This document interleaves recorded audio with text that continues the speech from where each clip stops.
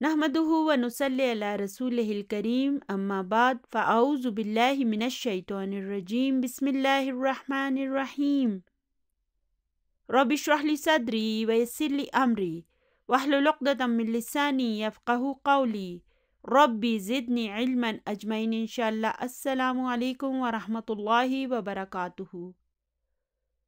अल्लाहुम्मा यस्सिर व ला तुअस्सिर व तम्मिम बिल खैर। आज इंशाअल्लाह ताला हम अपने सबक को वहीं से शुरू करेंगे जहाँ पर हमने इसे पिछली वीडियो में छोड़ा था। पिछली वीडियो में हम न्यू बुक 3 के सबक नंबर 1 की तमारीन पर थे। हमने सवाल नंबर 6 को हल कर लिया था। आज इंशाअल्लाह ताला हम सवाल नंबर 7 से अपनी इस वीडियो का आगाज़ करेंगे।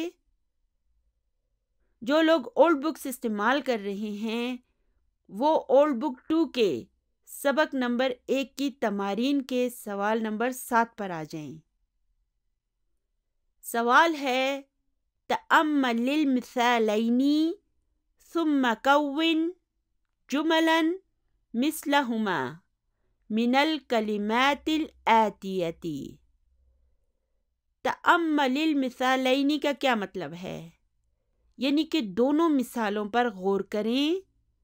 सुम्मा कव्विन फिर बनाइए जुमलन कुछ जुमले मिस्लहुमा उन दोनों की तरह मिनल कलिमातिल आतियती दिए गए अल्फाज से। तो हमने क्या करना है?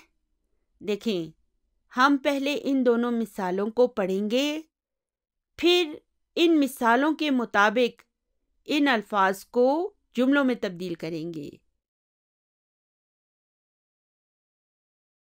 तो चलिए अभी दोनों मिसालों को पढ़ते हैं।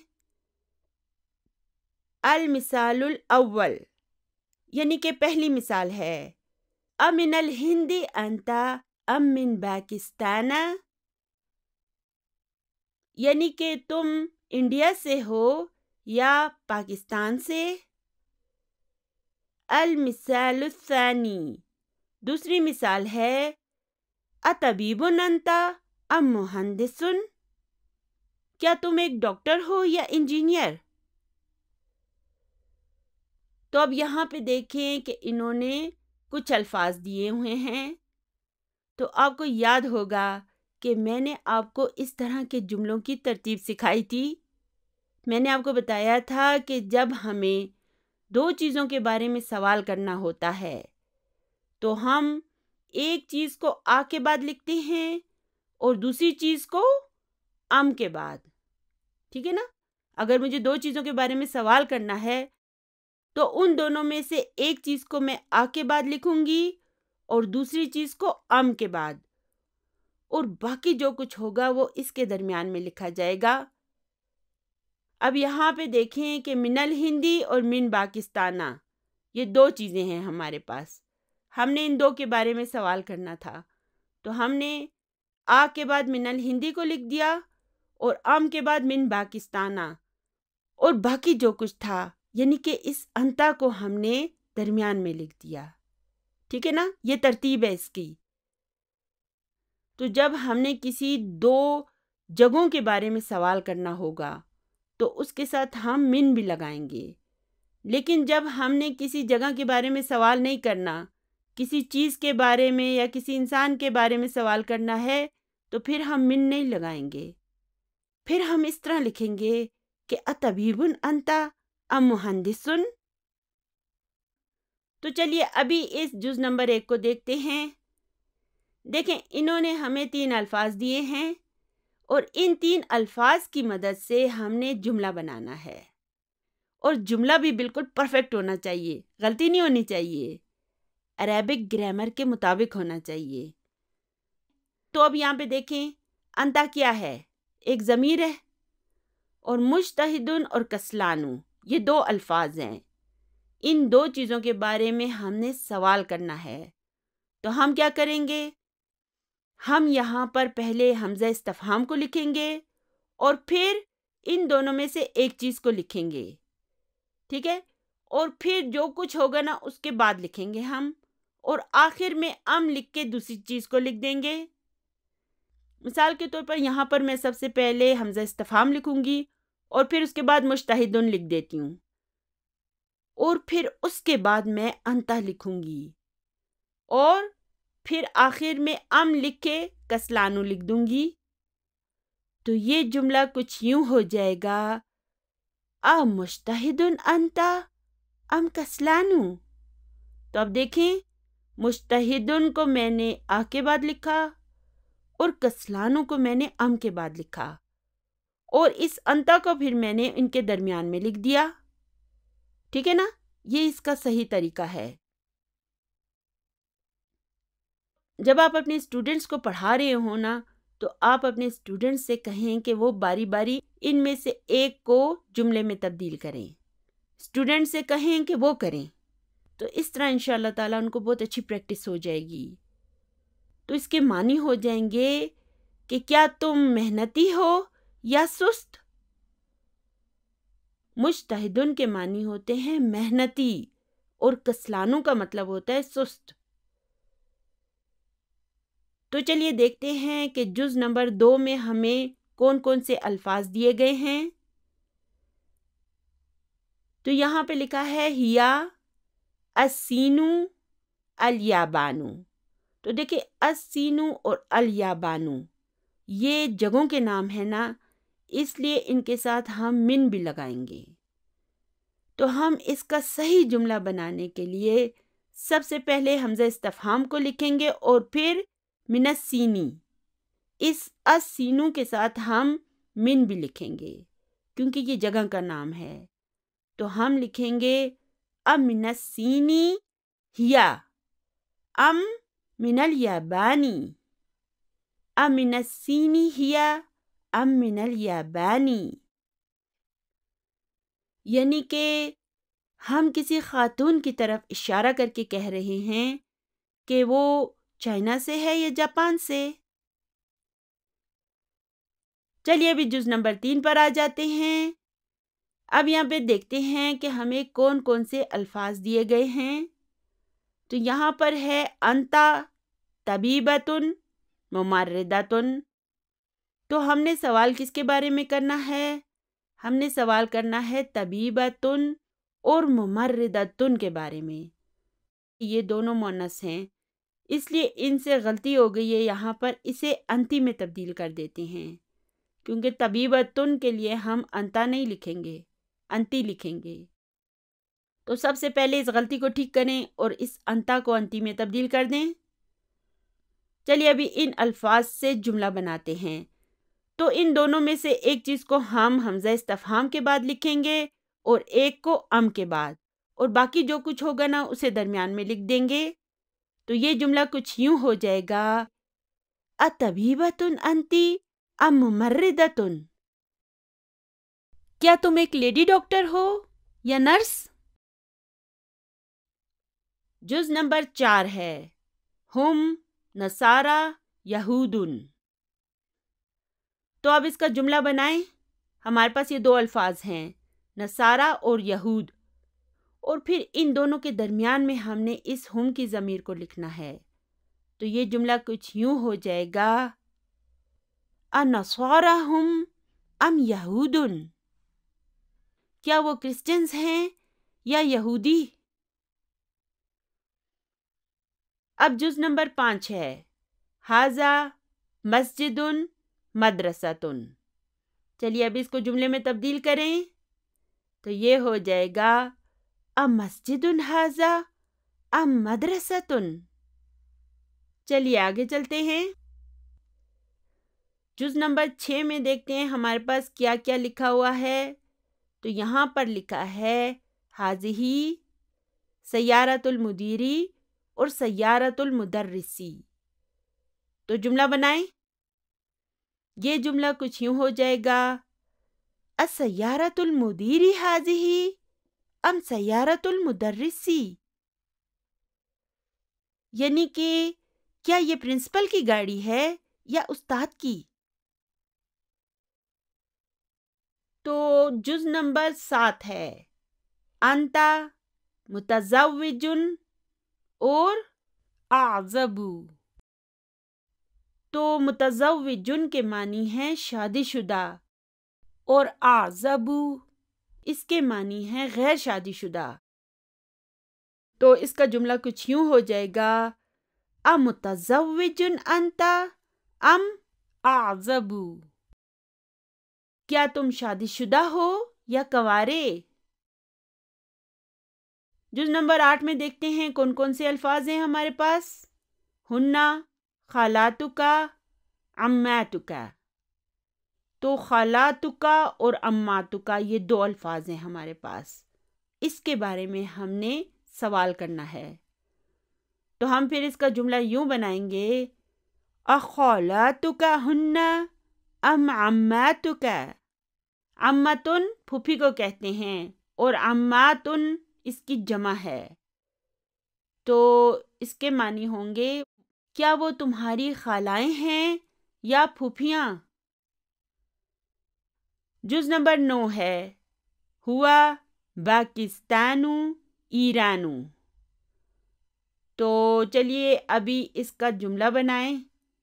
چونکہ پاکستانو اور ایرانو جگہوں کے نام ہیں نا، اس لیے ان کے ساتھ ہم من بھی لگائیں گے. تو یہ جملہ کچھ یوں ہو جائے گا امن پاکستان ہوا ام من ایران. کیا وہ پاکستان سے ہے یا ایران سے؟ جز نمبر 10 میں ہمارے پاس الفاظ ہیں بیتکا، قریب اور بعید. تو اب اس کا جملہ بنائیں. قریب اور بعید کے بارے میں ہم نے سوال کرنا ہے. تو ہم کہیں گے اقریب بیتکا ام بعید. اردو میں جب ہم 2 چیزوں کے بارے میں سوال کرتے ہیں تو ہم کیا کو لکھتے نہیں ہیں. لکھ بھی سکتے ہیں لیکن عام طور پر ہم لکھتے نہیں ہیں. تو ہم یوں بھی کہہ سکتے ہیں کیا تمہارا گھر قریب ہے یا دور؟ یا ہم ڈائریکٹ اس طرح بھی کہہ سکتے ہیں تمہارا گھر قریب ہے یا دور؟ تو ہم ان دونوں صورتوں میں سوال کر سکتے ہیں اردو زبان میں. چلیے ابھی سوال نمبر 8 پر چلتے ہیں. سوال نمبر 8 ہے تأمل الامثلة الآتية لی زو. تأمل الامثلة الآتية یعنی کہ دی گئی مثالوں پر غور کریں. لی زو یعنی کہ زو کے لیے. تو یہ مثالیں جو ہیں نا یہ زو کے استعمال کے بارے میں ہیں. ہمیں بتایا جائے گا کہ آپ جملوں میں زو کو کیسے استعمال کریں گے. تو جز نمبر 1 ہے مدیرنا ذو لحیۃ طویلۃ. تو اس جملے میں مدیرو کیا ہے؟ جی ہاں یہ مبتدا ہے. اب اس مدیرو کو دیکھیں، اس میں نہ ال ہے اور نہ ہی تنوین ہے. تو اس کا مطلب ہے کہ مبتدا ہونے کے ساتھ ساتھ یہ مضاف بھی ہے. تو ہم کہیں گے مدیرو مبتدا و ہوا مضاف اور نہ یہ اس کا مضاف الیہ ہے. اور پھر یہ زو کیا ہے؟ جی ہاں یہ زو جو ہے نا یہ اس کی خبر ہے.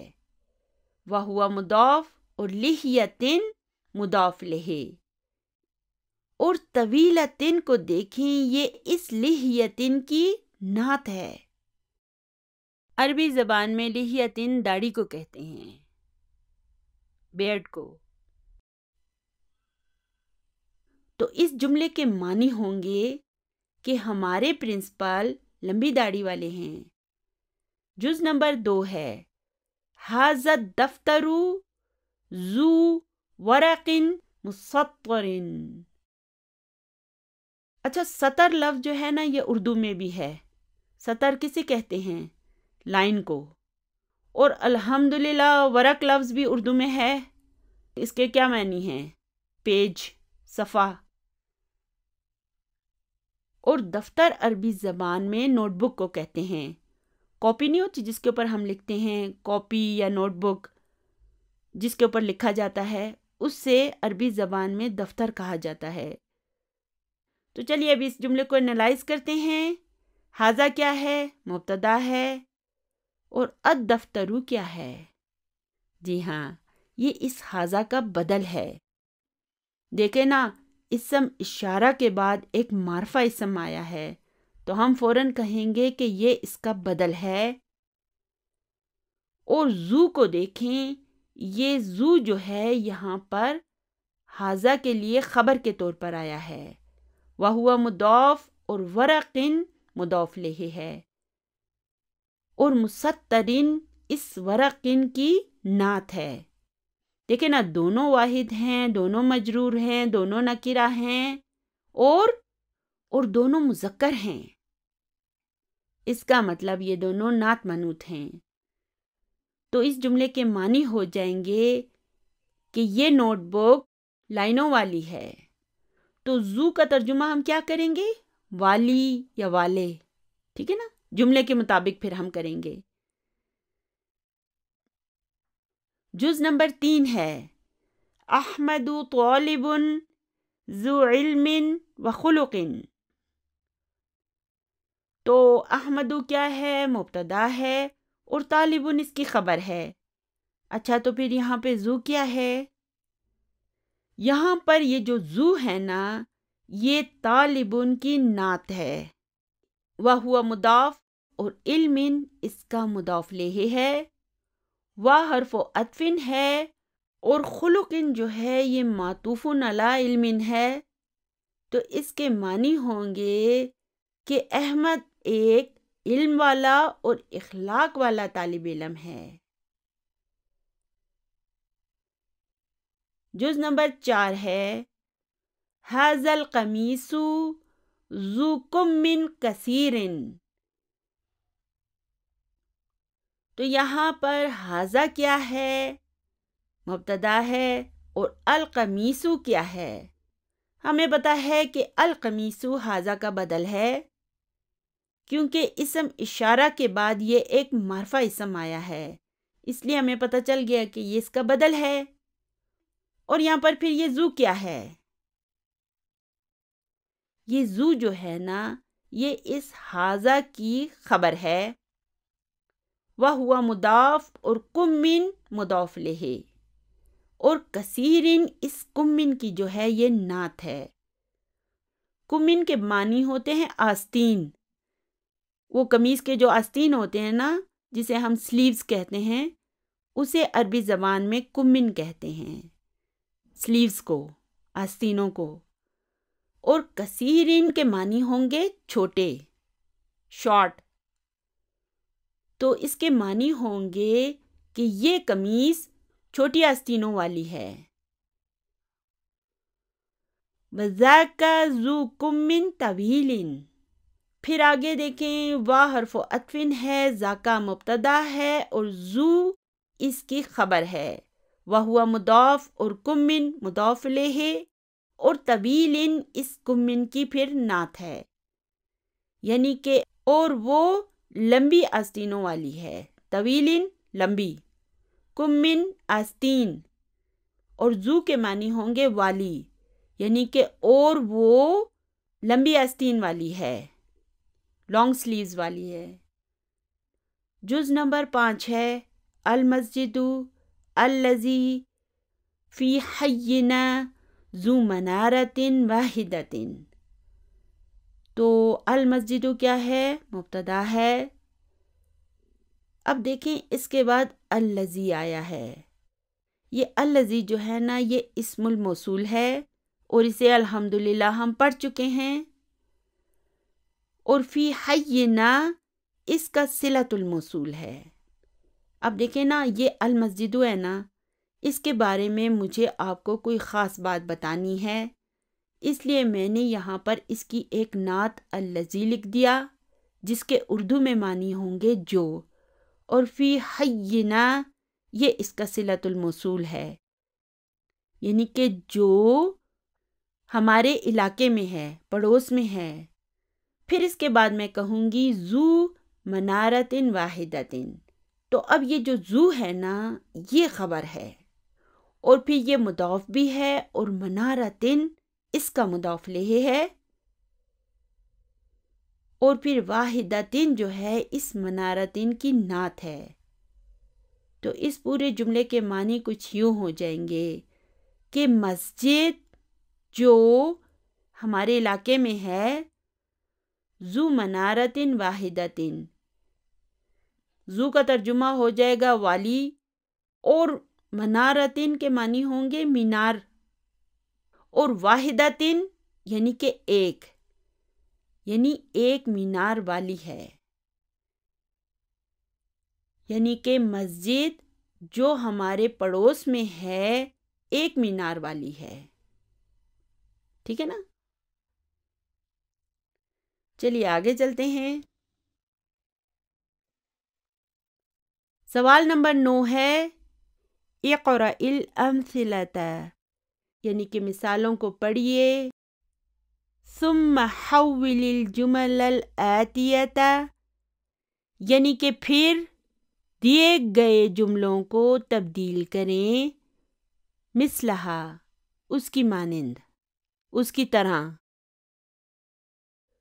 تو یہاں پر مثال میں ہمیں کچھ جملے دیے گئے ہیں اور اسی کی مانند ہم نے ان بلینکس میں بھی جملے بنا کر لکھنے ہیں. تو یاد رکھیں کہ جو زو ہوتا ہے، یہ جو عربی زبان میں ہم زو لکھتے ہیں نا، یہ مذکر واحد ہوتا ہے، اور پھر اس مذکر کی جمع کیا ہوگی؟ زو. پھر اس کا مؤنث ہوگا ذاتو، اور پھر اس مؤنث کی جمع ہوگی زواتو. دیکھیں ابھی یہاں پر ان سب چیزوں کا آپ سے تعارف کرایا جا رہا ہے. آپ نے ایک دم سے گھبرا نہیں جانا کہ ہائے مجھے تو بھول جائے گا، میں تو اسے یاد نہیں رکھ سکوں گی یا یاد نہیں رکھ سکوں گا. تو آپ نے بالکل پریشان نہیں ہونا. انہیں ہم بار بار جب جملوں میں استعمال کریں گے تو ہم ان کے عادی ہو جائیں گے. پھر انشاءاللہ تعالیٰ یہ ہمارے لیے کوئی مشکل نہیں رہیں گے. ٹھیک ہے نا؟ بالکل گھبرانا نہیں ہے. تو چلیے ابھی دیکھتے ہیں کہ ان سب کو جملوں میں کیسے استعمال کیا جائے گا. جز نمبر 1 ہے ھذا الطالب ذو خلق. ھذا مبتدا ہے اور الطالب اس کا بدل ہے. ذو یہاں پر خبر ہے، وہو مضاف، اور خلق مضاف الیہ ہے. یعنی کہ یہ طالب علم اخلاق والا ہے. تو دیکھیں الطالب کے لیے ذو آیا ہے. الطالب کیا ہے؟ مذکر واحد ہے نا، تو یہ ذو بھی جو ہے یہ بھی مذکر واحد ہے. چلیے اب اس جملے کی جمع بناتے ہیں. تو یہ ہو جائے گا ہؤلاء الطلاب. ھذا کی جمع ہو گئی ہؤلاء، الطالب کی جمع ہو گئی الطلاب، اور ذو کی جمع ہوگی ذو. خلقین جو ہے نا وہ دونوں کے لیے خلقین ہی رہے گا. اخلاق کی جمع تو نہیں ہوتی نا، اخلاق تو اخلاق ہی ہوتا ہے، تو اس لیے خلقین جو ہے وہ خلقین ہی رہے گا. تو یہ جملہ کچھ یوں ہو جائے گا کہ ہؤلاء الطلاب ذو خلقین، یعنی کہ یہ طلباء اخلاق والے ہیں. تو اب اس اگلے جز میں ہم اس جملے کو مؤنث واحد میں تبدیل کریں گے. تو ھذا جو ہے ھذہ میں تبدیل ہو جائے گا. الطالب الطالبۃ میں تبدیل ہو جائے گا، مؤنث واحد ہے نا. اور ذو ذاتو میں تبدیل ہو جائے گی، اور خلقین خلقین نہیں رہے گا. تو یہ جملہ کچھ یوں ہو جائے گا کہ ھذہ الطالبۃ ذات خلق، یعنی کہ یہ طالبہ اخلاق والی ہے. اب ہم نے کیا کرنا ہے؟ اب ہم نے اس جملے کو جمع میں تبدیل کرنا ہے، مؤنث جمع میں. تو ھذہ ہؤلاء میں تبدیل ہو جائے گا. یاد ہے نا کہ ھذا اور ھذہ دونوں کی جمع جو ہے ہؤلاء ہوگی. ٹھیک ہے نا؟ اس میں تبدیلی نہیں ہوگی، جمع میں تبدیلی نہیں ہوگی. دونوں کے لیے ہم ہؤلاء لکھیں گے، اور الطالبۃ الطالباتو میں تبدیل ہو جائے گی اور ذاتو زواتو میں. ذاتو کی جمع کیا ہے؟ زواتو. اور خلقن جو ہے وہ خلقن ہی رہے گا.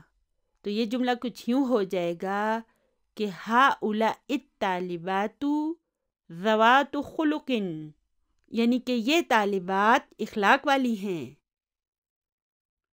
تو اب یہ انہوں نے ہمیں 4 جملے جو ہیں مثال کے طور پر دیے ہیں. اب ہم نے انہی کے مطابق باقی جملوں کو بنانا ہے. کون سے جملے کو بنانا ہے؟ یہ پہلا لکھا ہوا ہے، ھذا الرجل ذو مال کثیر. ھذا مبتدا ہے اور رجل اس کا بدل ہے، ذو اس کی خبر ہے، وہو مضاف اور مالن مضاف لہ. اور پھر یہ کثیرن جو ہے اس مالن کی نعت ہے. ٹھیک ہے نا؟ چلیے اب اس جملے کو ہم جمع میں تبدیل کریں گے. تو ھذا کس میں تبدیل ہو جائے گا؟ جی ہاں، ہؤلاء میں. الرجل الرجال میں تبدیل ہو جائے گا. اور ذو جو ہے یہ ذو میں تبدیل ہو جائے گا. یہ اوپر دیکھیں نا، الطلاب کے لیے کیا آیا تھا؟ ذو. تو ہم بھی یہاں پہ پھر ذو لکھیں گے اور پھر آگے مالن کثیرنی لکھ دیں گے. ٹھیک ہے نا؟ تو یہ جملہ کچھ یوں ہو جائے گا کہ ہؤلاء الرجال ذو مالن کثیرن. اور اس کے معنی ہوں گے یہ آدمی زیادہ دولت والے ہیں، کثیر دولت والے ہیں. چلیے تو اب یہاں پر ہمیں کیا کرنا ہے؟ اس جملے کو مؤنث واحد میں تبدیل کرنا ہے. تو ھذا ھذہ میں بدل جائے گا اور الرجل کا مؤنث کیا ہوگا؟ المرأۃ. اس کا مؤنث ہوگا المرأۃ. خاتون کو کہتے ہیں المرأۃ. اور ذو جو ہے یہ پھر ذاتو میں تبدیل ہو جائے گا اور مالن کثیرن ہی رہے گا. تو یہ جملہ کچھ یوں ہو جائے گا کہ ھذہ المرأۃ ذات مال کثیر، یعنی کہ یہ عورت زیادہ دولت والی ہے. چلیے اب ہم نے اس جملے کو جمع میں تبدیل کرنا ہے. اچھا یاد رکھیں کہ المرأۃ کی جمع جو ہے نا وہ النساء ہوگی. تھوڑی ڈیفرنٹ ہے نا، ایک دوسرے سے کتنے ڈیفرنٹ ہیں، لیکن المرأۃ کی جمع النساء ہوگی.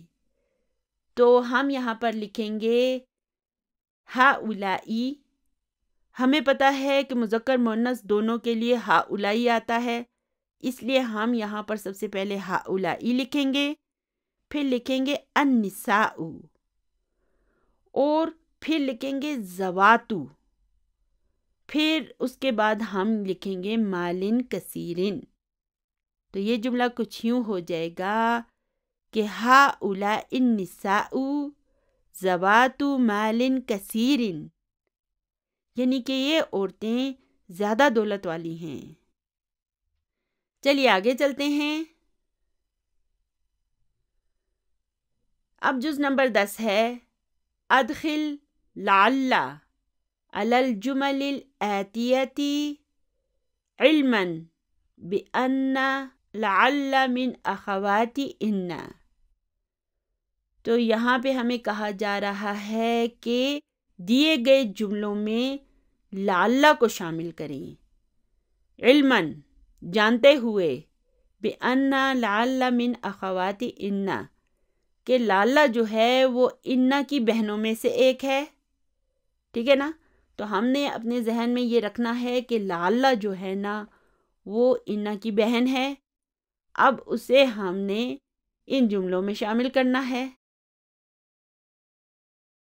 تو آپ کو یاد ہوگا کہ میں نے آپ کو بتایا تھا کہ لعل کے 2 معنی ہوتے ہیں.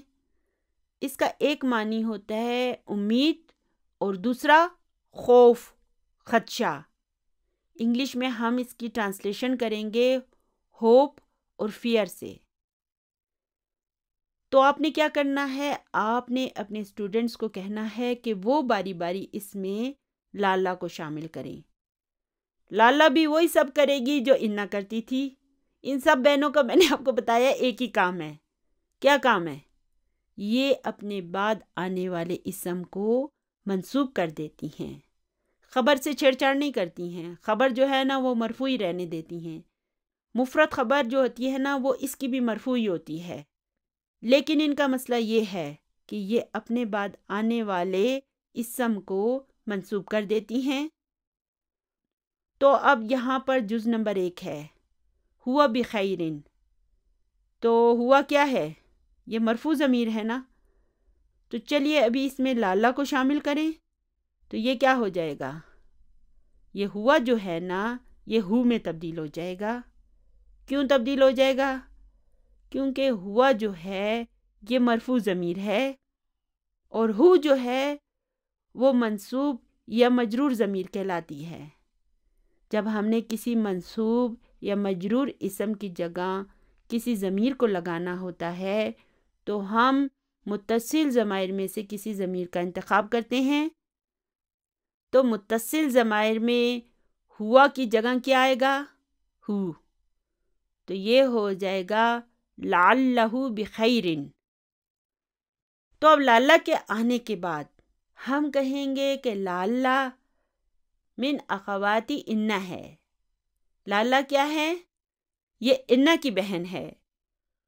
اور پھر اس کے بعد جو یہ ہو ہوگا نا اسے ہم کہیں گے کہ یہ اسم لعلہ منصوب ہے، اور بخیرین کو ہم کہیں گے کہ یہ جار مجرور خبر لعلہ ہے۔ ٹھیک ہے؟ یعنی کہ امید ہے کہ وہ خیریت سے ہوگا۔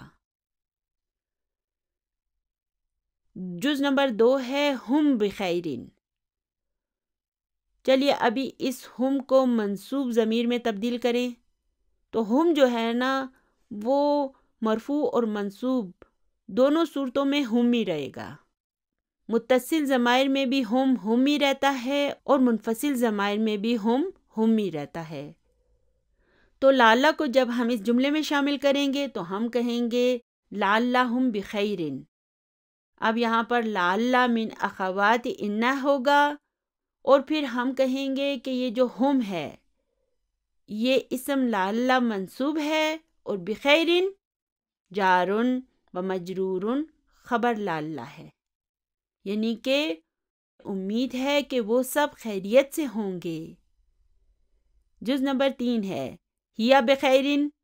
چلیے ابھی اس میں لعلہ کو شامل کریں تو یہ ہیا جو ہے نا یہ مرفوع ہے، اور جب یہ منصوب ہو جائے گی نا تو پھر یہ ہاں میں تبدیل ہو جائے گی، تو ہم کہیں گے لعلہا بخیرن، یعنی کہ امید ہے کہ وہ خیریت سے ہوگی۔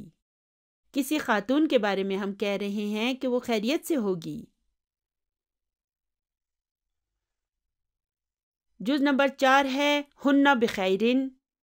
چلیے ابھی جلدی جلدی ان میں لعلہ کو شامل کریں تو یہ ہو جائے گا لعلہن بخیرن، یعنی کہ مجھے امید ہے کہ وہ سب خواتین خیریت سے ہوں گی۔ ہنہ جو ہے خواتین کے لیے آئے گا نا، ایک سے زیادہ کے لیے، تو یہاں پر لعلہ من اخوات انا ہوگا، اور ہنہ کو ہم کہیں گے کہ یہ اسم لعلہ منصوبن ہے اور بخیرن جارن و مجرورن خبر لعلہ۔ ٹھیک ہے؟ چلیے اب انتا میں لعلہ کو شامل کریں تو یہ انتا جو ہے نا یہ مرفوع ضمیر ہے، اور جب یہ منصوب میں تبدیل ہوگا تو یہ کا میں تبدیل ہو جائے گا، تو یہ ہو جائے گا لعلک بخیرن۔ ٹھیک ہے؟ اب میں ان کو انالائز نہیں کروں گی، ابھی مجھے امید ہے کہ آپ لعلک بخیرن کو خود ہی انالائز کر سکتے ہیں، اس لیے میں اسے انالائز نہیں کروں گی۔ آگے ہے انتم بخیرن۔ چلیے اس میں لعلہ کو شامل کریں۔ انتم جو ہے یہ مرفوع ہے، اور جب یہ منصوب میں تبدیل ہوگا تو کم میں تبدیل ہو جائے گا، تو یہ جملہ ہو جائے گا لعلکم بخیرن۔ پھر آگے ہے انتی بخیرن۔ تو انتی مرفوع ہے، یہ منصوب جب ہو جائے گی تو کیا بن جائے گی؟ کی، تو ہم کہیں گے لعلکی بخیرن۔ پھر انتنا جو ہے منصوب ہو کر کنہ میں تبدیل ہو جائے گا. تو اس میں جب ہم لعلہ کو شامل کریں گے تو یہ ہو جائے گا لعلکن بخیرن. پھر ہے انا ناجحون. اچھا تو اب مجھے بتائیے کہ انا کس میں تبدیل ہوگا؟ جی ہاں، یا متکلم میں. تو یہ ہو جائے گا لعلی ناجحون. ناجحون کا کیا مطلب ہے؟ امتحانات میں جو کامیاب ہوتے ہیں نا، اس سے کہتے ہیں ناجحون، یعنی کہ امید ہے کہ میں پاس ہو جاؤں گا. پھر جز نمبر 10 ہے نحن ناجحون. نحن ناجحون، تو نحن کس میں تبدیل ہو جائے گا؟ نا میں. تو یہ ہو جائے گا لعلنا ناجحون. لعلنا ناجحون. جز نمبر 11 ہے المدیر فی غرفتہ. یہاں پر المدیر مبتدا ہے اور فی غرفتی جار و مجرور شبہ جملہ خبر ہے، اور غرفتی مضاف بھی ہے اور ہی اس کا مضاف الیہ ہے، یعنی کہ پرنسپل اپنے کمرے میں ہے. اب جب ہم اس میں لالہ کو شامل کریں گے تو لالہ صرف جو ہے نا اس المدیرو کو المدیرہ میں تبدیل کر دے گا، باقی جملہ یہی رہے گا. تو یہ ہو جائے گا لعل المدیرہ فی غرفتہ.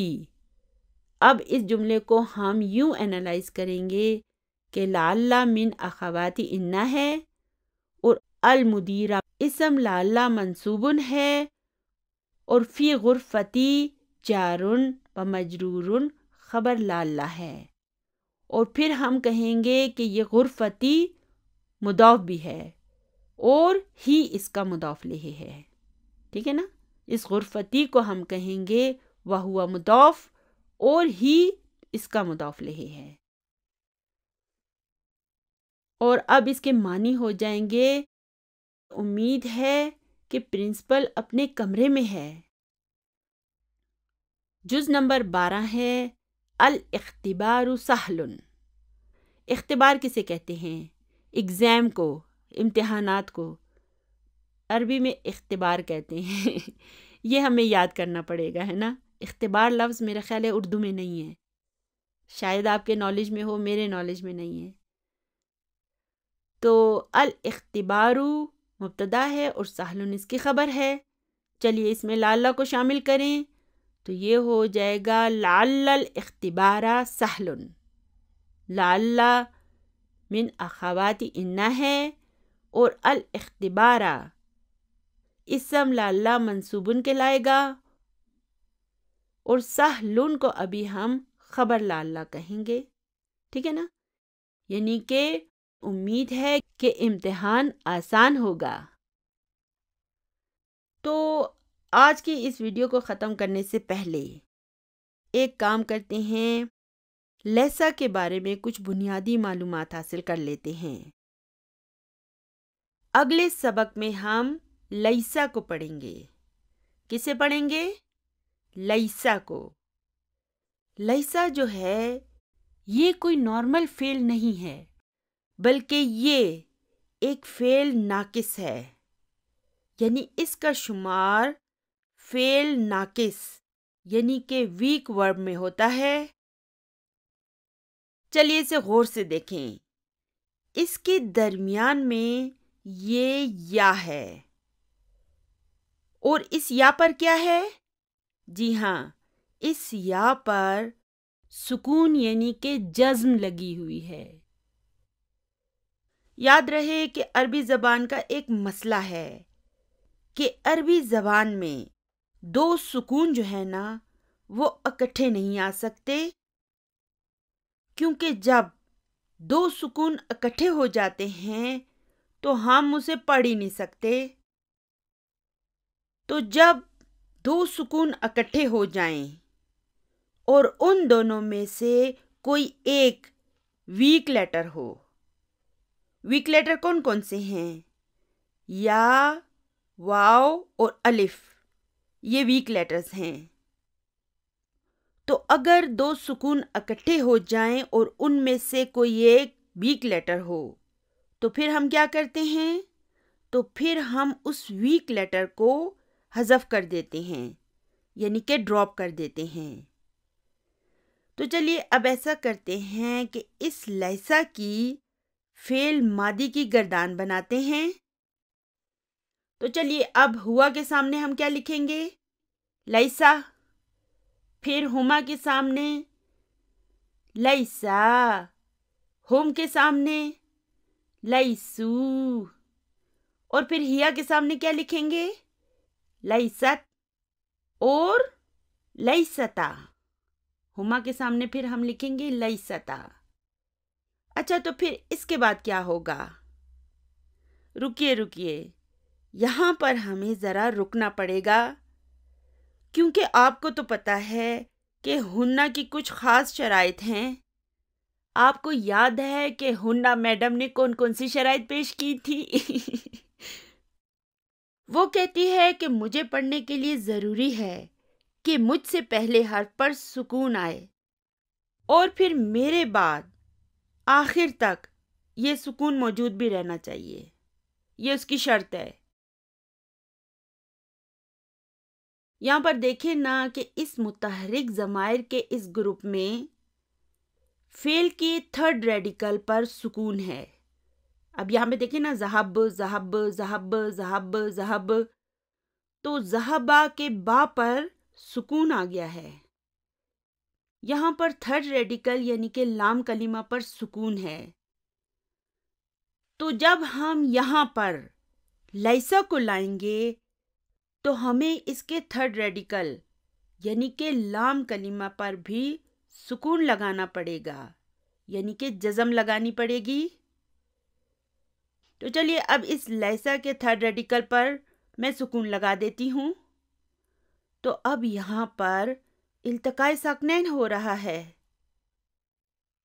تو عربی زبان میں جب دو سکون اکٹھے آ جائیں تو پھر ہم اسے پڑھ ہی نہیں سکتے، اس لیے پھر ہمیں اس کا ایک آپریشن کرنا پڑتا ہے۔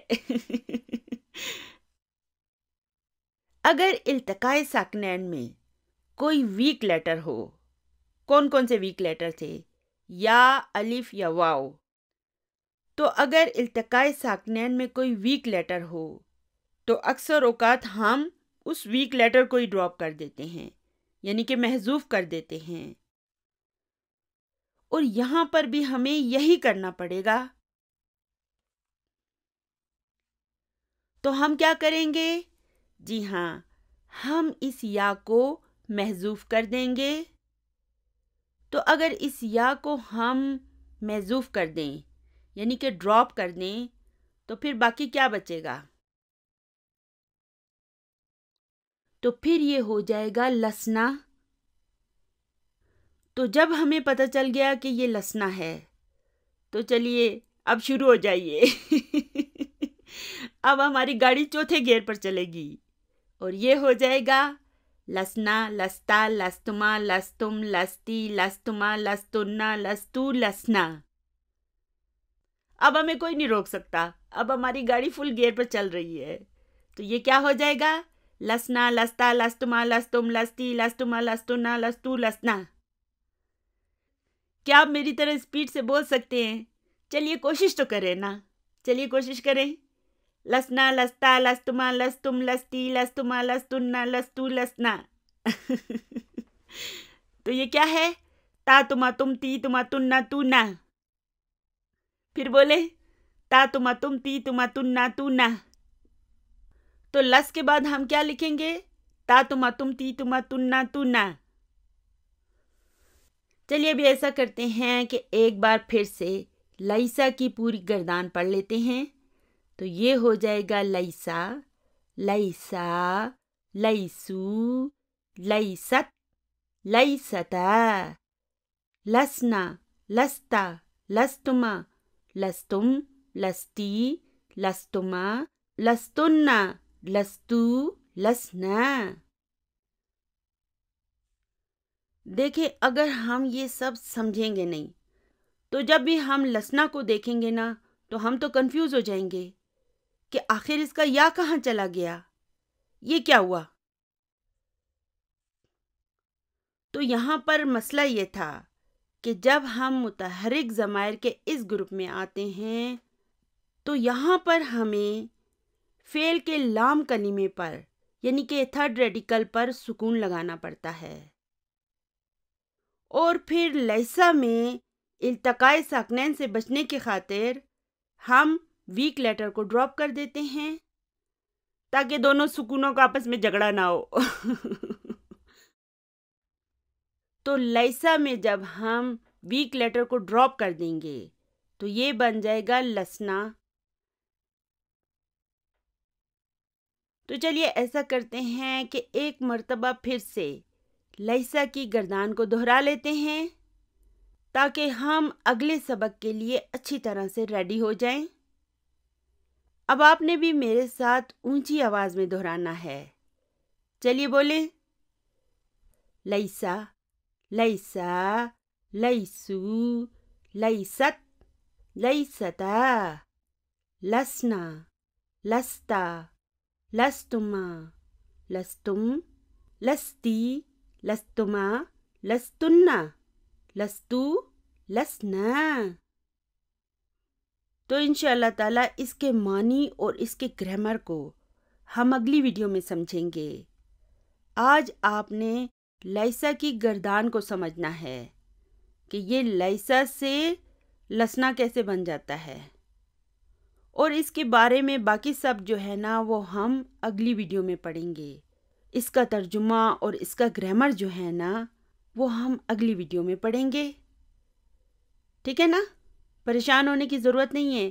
آج آپ اتنا ہی یاد رکھیں کہ لیسا لسنا کیسے بن جاتا ہے، کیا وجہ ہے، کس وجہ سے یہ لسنا میں تبدیل ہو جاتا ہے، ٹھیک ہے نا؟ آج آپ نے بس یہی یاد رکھنا ہے۔ تو الحمدللہ آج کا ہمارا سبق بس یہیں تک تھا۔ دعاؤں میں اپنی اس ناچیز بہن کو بھی یاد رکھیے گا۔ ربنا آتنا فی الدنیا حسنۃ وفی الآخرۃ حسنہ وقنا عذاب النار۔ سبحان ربک رب العزۃ عما یصفون وسلام علی المرسلین والحمد للہ رب العالمین۔ جزاکم اللہ خیرا کثیرا۔ السلام علیکم ورحمۃ اللہ وبرکاتہ۔